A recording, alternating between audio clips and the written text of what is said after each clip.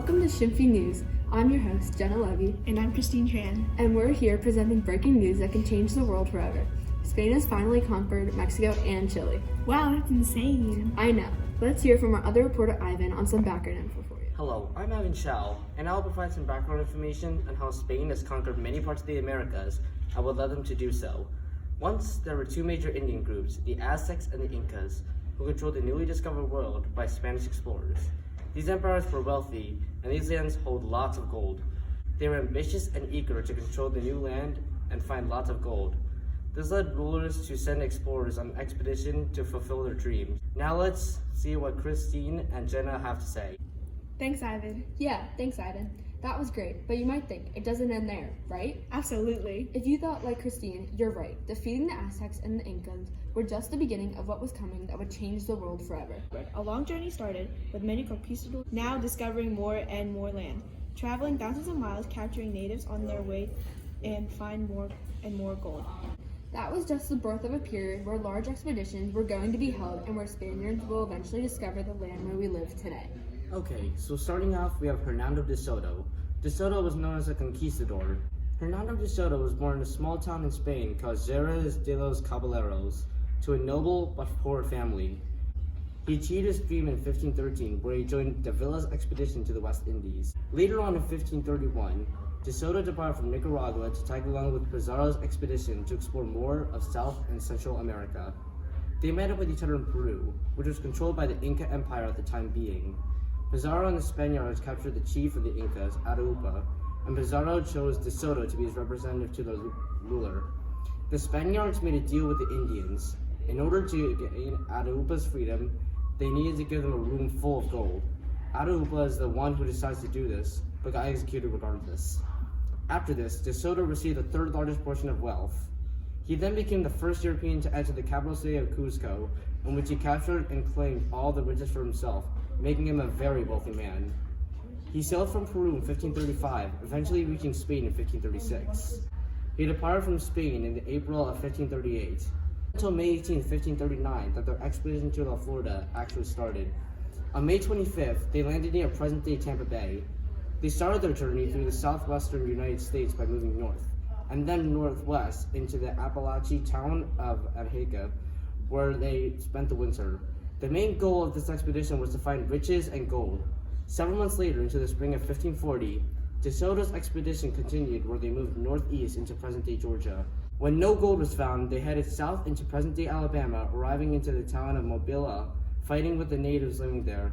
Next, they headed northwest into modern-day Mississippi. They set up camp to spend the winter there. Later, they resumed for several months, where they discovered the Great Mississippi River in May of 1541. And they became the very first Europeans to see and cross the mighty Mississippi River. His expedition was known to be one of the most elaborate efforts by the Spanish to explore the majority of the southern half of the modern-day United States. Wow, thanks, Ivan. De Soto's expedition was just the rise of the future expeditions that were going to be led by some of the legendary explorers and conquistadors that are recognized in our history today. One of them was Francisco de Corando.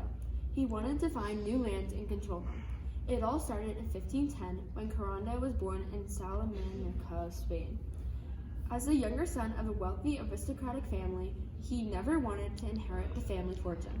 In 1535, Francisco went to New Spain and wanted to land a position in their government.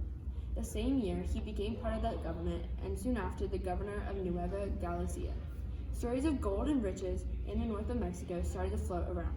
This place was called the Seven Cities of Gold. In 1540, Francisco was selected on a mission to explore these claims, marking the beginning of his expedition. He followed old Indian trails through deserts and mountains for a month. Over the span of a few weeks, Corando destroyed 13 villages, and anyone that went against him would be punished in Spain, especially if they refused to convert to Christianity. At the end of his expedition, he had found no gold, but he had discovered the Grand Canyon and other landmarks in the southwestern United States. In the end, Spanish colonial authorities labeled Corando's expedition a fail, and that was the end of that. Wow, poor guy. We'll be right back, but in the meantime, here are some few words from our sponsors. Are you looking for the perfect holiday gift to give to your family and friends this season? Well, look no further. Shimfy News has all your gift-giving needs. Try our limited edition Scurvy toothpaste. This toothpaste gets those swollen, bleeding gums looking clean and healthy in no time. Malnutrition meals are also a great gift. Why starve when you can get a 12-piece of delicious foods from around the world like corn and fried milk? Get them now at www.shimfynews.com. Now back to our regular programming. Now let's hear from Christine on our last explorer of the day. Just like the fascinating story of the 7 cities of gold, there were some other rumors going around that drove the Spaniards crazy, and that led to our last explorer, Juan Ponce de Leon, to discover many important lands that made him part of our history. But before this exciting story, we need to go to the past. Juan was born in 1416 in Santurvias de Campos, Spain, to a noble yet poor family. At a young age, he served as a soldier and fought against the Moors and Granada. He always wanted to explore the New World and sought fame. Thus, he joined Columbus on his second voyage in 1493. In the 15,000s, he established settlements in Hispaniola, as modern-day Haiti and the Dominican Republic. He then established colonies for Spain. Ponce was then later named provincial governor of the eastern province of Hispaniola. The Spanish crown gave him permission to explore. In 1508 and through 1509, he started his expedition with 50 soldiers and established a settlement at Caparra.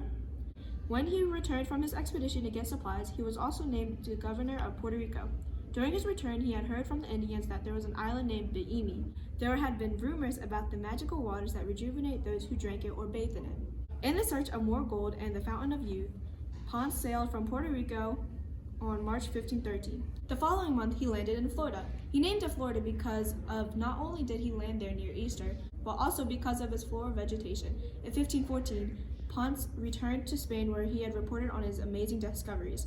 He was also named military governor of Bimini and Florida. Juan Ponce was very busy, as you can see. These were just a few main explorers who played an important role in exploring the Americas. Many others were also included in this whole journey that changed the course of history. Some explorers earned more fame than others, but without one of them, our history would have taken a different direction. Thanks for watching Shimfy News, and we'll see you next time.